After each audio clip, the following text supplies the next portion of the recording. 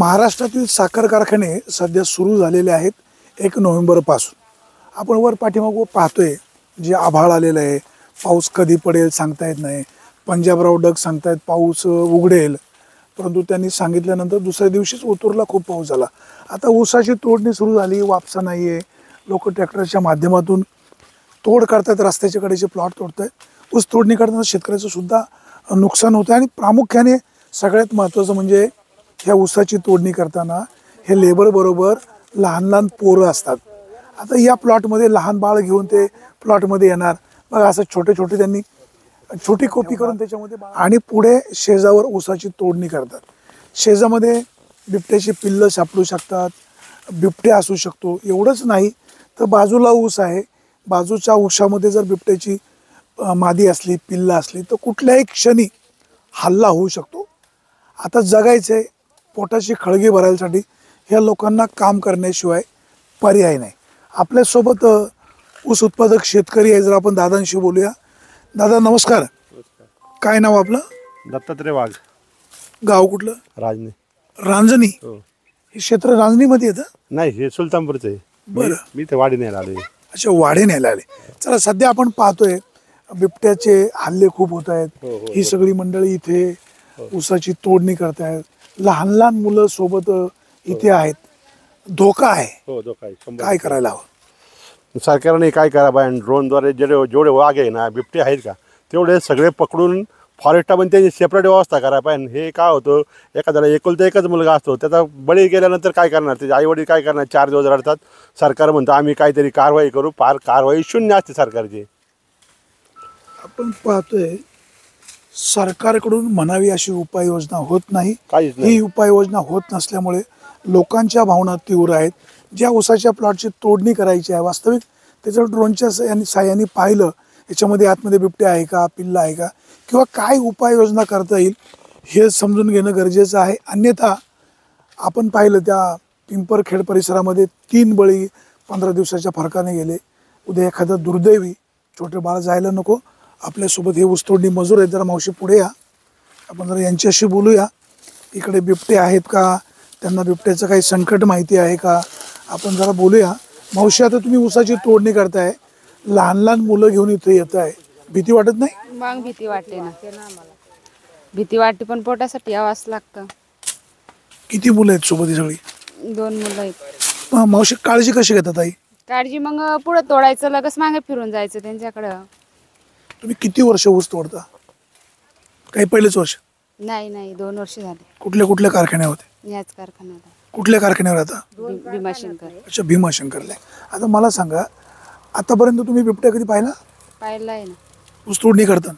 करता पाहिलाय ना. आता ही लहान लहान मुलं तुम्ही घेऊन इथे येता. बाळा, तुझं काय नाव? तुझे. अरे, बिबट्याची भीती वाटत नाही का?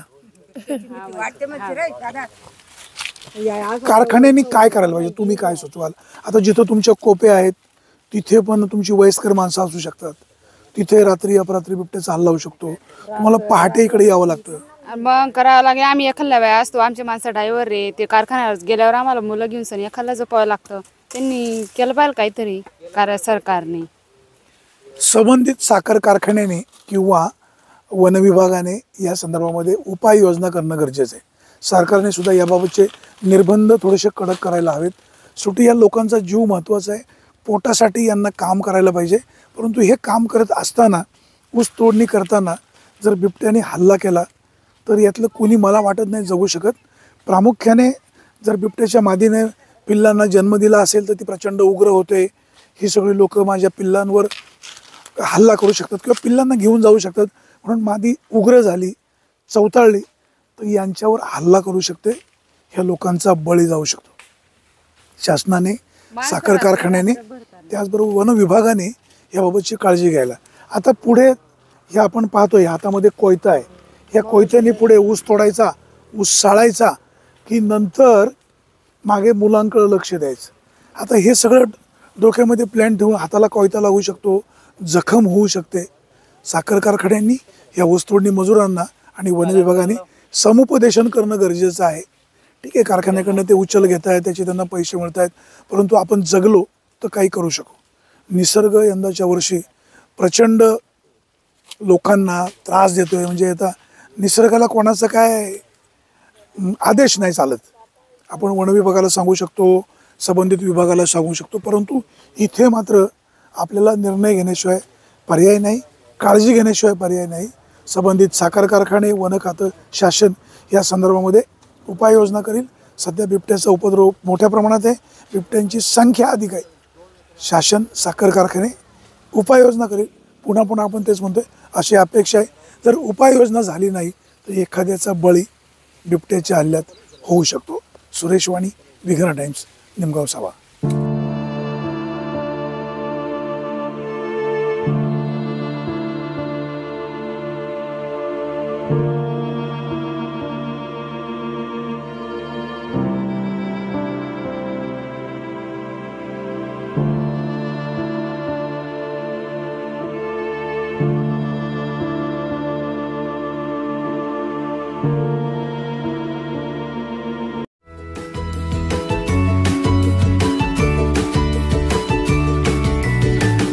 बातम्या शेतीच्या, बातम्या मातीच्या, बातम्या अन्यायाच्या, गुन्हेगारीच्या,